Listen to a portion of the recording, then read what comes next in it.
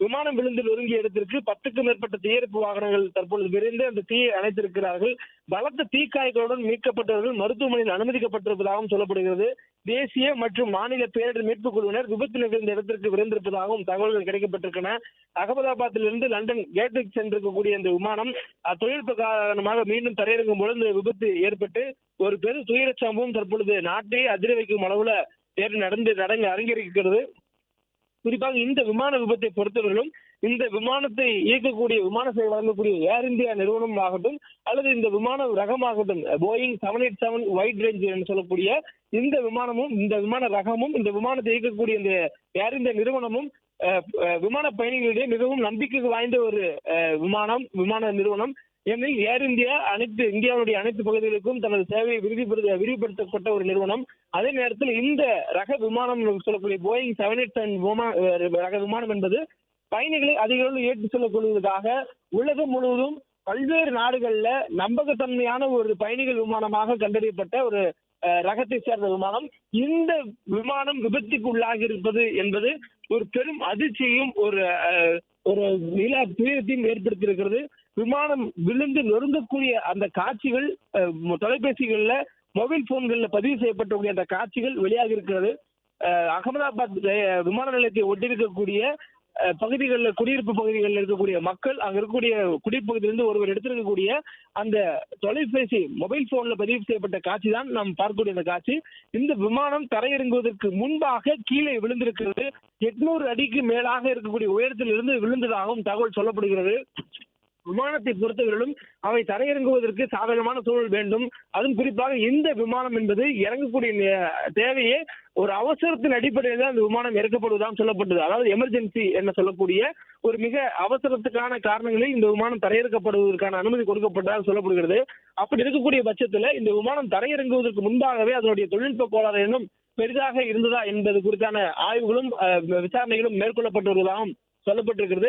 தொடர்ந்து இந்த விமானத்தினுடைய பயணிக்கக்கூடிய பயணிகளுடைய நிலை என்பது இதுவரையிலும் தகவல் சொல்லப்படவில்லை. 242 பயணிகள் பயணித்திருக்கிறார்கள். 10 விமான பணியாளர்கள் அந்த விமானத்தில் உள்ளாக இருந்திருக்கிறார்கள். 2 விமானிகள் இந்த விமானத்தை இயக்கியிருக்கிறார்கள். மொத்தம் 254 உயிர்கள் இந்த விமானத்தில் இருந்திருக்கிறது. அந்த உயிரினுடைய நிலை என்ன, அந்த 252 நபர்களுடைய நிலை என்ன என்பது இதுவரையிலும் தெரியாத ஒரு சூழல் இருக்கிறது. முதற்கட்டமாக ஒரு விமான விபத்து என்ற தகவல் தான் ஒரு 2 மணி அளவுல வெளியாக இருந்தது. ஆனால் பின் நேரம் செல்ல செல்ல என்ன விமானம் அதில் பயணித்து இருக்கக்கூடிய எண்ணிக்கையெல்லாம் வெளியாக இருந்தன. குறிப்பாக இந்த விமானம் AI-171 என சொல்லக்கூடிய ஏர் இந்தியா நிறுவனத்திற்கு சொந்தமான விமானம். அகமதாபாத்திலிருந்து லண்டன் காட்விக் சென்றிருக்கக்கூடிய விமானம் 1:17 மணி அளவுல பிற்பகல் 1:17 மணி அளவுல அகமதாபாத்திலிருந்து லண்டன் புறப்பட்ட விமானம் அது சென்றக்கூடிய நேரங்கள்ல பாதி வழியிலேயே எமர்ஜென்சி லேண்டிங் என்று அவர் கேட்டதன் அடிப்படையில 1:50 மணி அளவுல மீண்டும் அகமதாபாத்திற்கு தரையிறங்கப்பட்டதாக சொல்லப்படுகிறது. அந்த நேரத்துல தான் இந்த விமானத்தினுடைய விபத்தானது ஏற்பட்டதாக தகவல்கள் கிடைக்கப்பட்டிருக்கின்றன. அதன் அடிப்படையில மேலும் இந்த விமானத்தில் பயணித்திருக்கக்கூடிய எண்ணிக்கையும் சொல்லப்பட்டிருக்கிறது. 242 பயணிகள் இந்த விமானத்தில் இருந்ததாகவும் 10 விமான பணியாளர்கள் அதில் இருந்ததாகவும் சொல்லப்படுகிறது. மேலும் இந்த விமானம் விபத்துக்குள்ளான அந்த நேரம் என்பது தொழில்நுட்ப கோளாறின் காரணமாக ஏற்பட்டதாக சொல்லப்படுகிறது. தொடர்ந்து இந்த விமானத்தினுடைய விபத்துக்கான காரணம் என்பதெல்லாம் விரிவான ஆய்வுக்கும் விரிவான விசாரணைக்கும் பிறகுதான் தெரியவரும் சொல்லப்படுகிறது. குறிப்பாக இந்த விமானத்தில் இறங்கக்கூடிய ஒரு நேர காட்சியை பார்க்க முடிகிறது. இறங்கக்கூடிய நேரங்கள்ல அது மேலும் மீண்டும் மேலெழும்பக்கூடிய ஒரு வாய்ப்பாக அது இறந்ததாக சொல்லப்படுகிறது. தொழில்நுட்ப கோளாறு அடிப்படையில அது எந்த காரணத்தில் எந்த நோக்கத்தில் அது விழுந்திருக்கிறது, எதனால் இந்த விபத்து ஏற்பட்டிருக்கிறது என்ற விவரங்கள் இதுவரையிலும் அதிகாரப்பூர்வமாக வெளியாகாத ஒரு சூழல் இருக்கிறது. மேலும் ஏர் இந்தியா நிறுவனமும் இந்த விபத்து ஏற்பட்டதற்கான காரணம், இந்த விபத்தில் சிக்கியிருக்கக்கூடிய பயணிகளுடைய விவரங்கள் எதையும் தெரிவிக்காத ஒரு சூழல் இருக்கிறது. வெறுமனும் அவர்கள் விமானம் விபத்துக்குள்ளாயிருக்கிறது, அதில் இருக்கக்கூடியவருடைய விவரங்கள் எல்லாம் பின்னர் அறிவிக்கப்படும் என்ற தகவல் மட்டுமே தான் ஏர் இந்தியா நிறுவனத்தின் மூலமாக கொடுக்கப்பட்டிருக்கிறது. ஏர் இந்தியா AI-171 என சொல்லக்கூடிய விமானம் விபத்தில் சிக்கியிருப்பதாகவும் சொல்லப்பட்டிருக்கு. இந்த விபத்துக்கான காரணம் குறித்தான விசாரணைகள் தொடங்கப்பட்டிருக்கின்றன. எனில் ஒரு விமானம் தரை இறங்குவதற்கும் ஏறுவதற்கும் முன்பாக விமான நிலையத்தில் இருக்கக்கூடிய கட்டுப்பாட்டு அறைகளுடன் அவர்கள் தொடர்பு இருப்பார்கள். அந்த வகையில இந்த விமானம் பறப்பதற்கு முன்பாகவும் கீழே மீண்டும் இறங்குவதற்கு எமர்ஜென்சி லேண்டிங் கேட்ட போதும் அவர்கள் கட்டுப்பாட்டாளருடன் தொடர்பில் இருந்திருந்தார்கள்.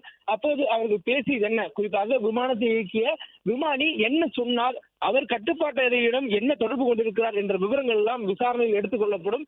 அதன் அடிப்படையில் இந்த விமானம் விபத்துக்குள்ளானதுக்கான நோக்கம், காரணம் என்ன என்பதெல்லாம் விசாரணையில் தெரிய வரக்கூடிய வாய்ப்புகள் இருக்கின்றன. இந்த நிலையில தற்பொழுது முதற்கட்டமாக அதில் இருக்கக்கூடிய பயணிகளை மீட்டு, விமானி மற்றும் விமான பணியாளர்களை மீட்டு அவர்களுக்கு சிகிச்சை வழங்குவது முதற்கட்டமாக கொண்டு தற்பொழுது மீட்கப்பட்டிருப்பதாக சொல்லப்படுகிறது. ஆனால் இதுவரையிலும் யாருக்கு என்ன ஆனது, எத்தனை நபர்களுக்கு இந்த விபத்தில் சேதம் ஏற்பட்டிருக்கு என்பதெல்லாம் தெரியவில்லை. தற்போது பிளே ஸ்டோர் மற்றும் ஆப் ஸ்டோரில் இருந்து பாலிமர் செயலியை QR கோடு மூலம் பதிவிறக்கம் செய்யுங்கள். செய்திகளை உடனுக்குடன் பெறுங்கள்.